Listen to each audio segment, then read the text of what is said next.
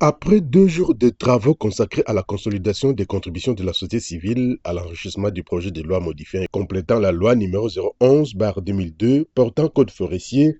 les délégués à ces assises ont donné le meilleur d'eux-mêmes, comme l'a d'ailleurs souhaité le directeur exécutif du CODELT, maître André Hilaire Kashikisha, à l'ouverture de l'atelier. Le deuxième et dernier jour des assises a permis aux participants venus de plusieurs horizons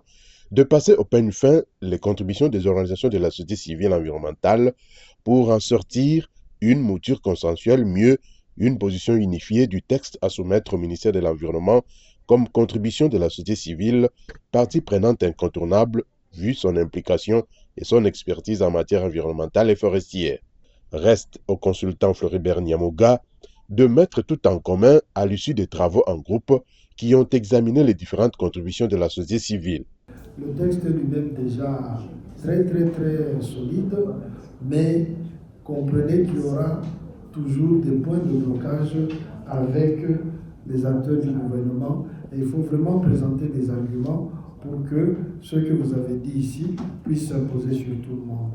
Satisfaction du CODELT qui a organisé ces assises de 2 jours à travers son directeur exécutif, maître André Hilaire Kashikisha, qui a remercié de tout cœur les participants qui ont fait de cet atelier une réussite totale. Vos apports qualitatifs ont permis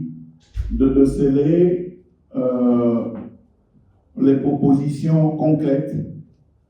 à faire dans les documents consolidés qui va être produit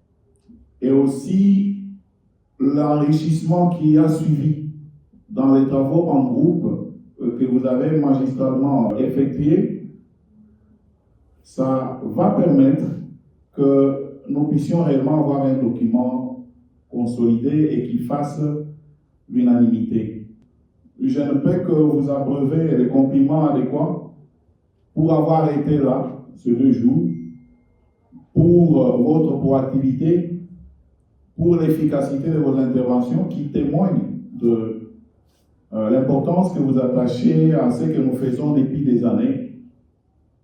les réflexions que nous tramons tout le temps